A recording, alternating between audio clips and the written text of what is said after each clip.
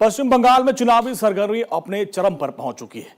जैसे जैसे मतदान की तारीख नजदीक आ रही है, वैसे वैसे राजनीतिक दलों के बीच आरोप प्रत्यारोप भी तेज होते जा रहे हैं। और इसी कड़ी में केंद्रीय गृह मंत्री अमित शाह ने कोलकाता पहुंचकर चुनाव से ठीक पहले एक बड़ा सियासी विस्फोट किया है। अमित शाह ने सत्तारूढ़ टीएमसी पार्टी के खिलाफ एक विस्तृत चार्जशीट जारी की है, जिसे अभियोगनामा नाम दिया गया है। इसमें राज्य की मौजूदा सरकार पर कई गंभीर आरोप लगाए गए और खास बात यह है कि यह दस्तावेज सीधे तौर पर मुख्यमंत्री ममता बनर्जी के 15 साल के शासनकाल को कटघरे में खड़ा करता है। बीजेपी इस चार्जशीट को चुनावी हथियार के तौर पर इस्तेमाल करने जा रही है और जिससे बंगाल की राजनीति और अधिक दिलचस्प हो गई है। अमित शाह ने कहा कि पश्चिम बंगाल अब अराजकता का शिकार हो चुका है। उनके मुताबिक राज्य में कानून व्यवस्था चरमरा गई है, आम लोग डरे हुए हैं और आरोप लगाया कि टीएमसी के कार्यकर्ता लोगों को परेशान करते हैं, हिंसा का माहौल बनाते हैं। गृह मंत्री ने कहा कि बंगाल की जनता अब इस डर के माहौल से बाहर निकलना चाहती है।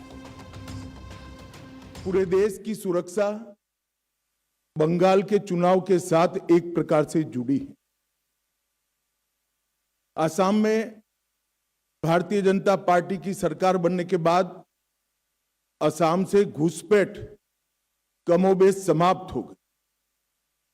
अब एक ही रास्ता बचा है जहां से घुसपैठ होकर पूरे देश के अंदर घुसपैठिए फैलते हैं और देश की सुरक्षा के साथ खिलवाड़ करते। इसलिए बंगाल का एक चुनाव बंगाल के लिए महत्वपूर्ण है कई मायनों में, और देश की सुरक्षा की दृष्टि से देश के लिए भी महत्वपूर्ण।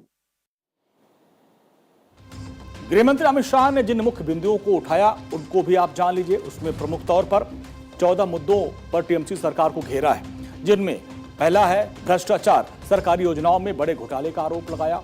दूसरा है कानून व्यवस्था, अपराध बढ़ने और पुलिस व्यवस्था पर सवाल खड़े किए। महिला सुरक्षा को लेकर भी तो तीसरा एंगल बड़ा सवाल उठाया, महिलाओं के खिलाफ अपराधों में वृद्धि हुई है। चौथा मामला है सिंडिकेट राज, निर्माण और ठेकों में कथित दबदबा की बात है। इसके अलावा जो अगला बेरोजगारी है, युवाओं का आरोप लगाया गया है। शिक्षा व्यवस्था, भर्ती घोटाले और अव्यवस्था। इसके अलावा स्वास्थ्य सेवाओं पर भी सवाल उठाए हैं। अस्पतालों की बदहाल स्थिति, किसानों की समस्या एक प्रमुख समस्या बताया उन्होंने।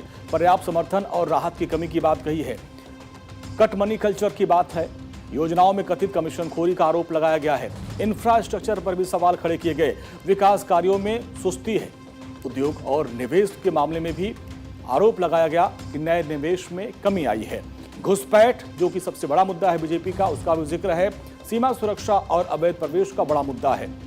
राजनीतिक हिंसा की बात कही गई है। विपक्षी कार्यकर्ताओं पर हमले के आरोप लगे हैं। इसके अलावा जो बहुत बड़ा आरोप है प्रशासनिक पक्षपात का, इसमें आरोप लगाया गया कि सरकारी मशीनरी का टीएमसी सरकार दुरुपयोग करती है।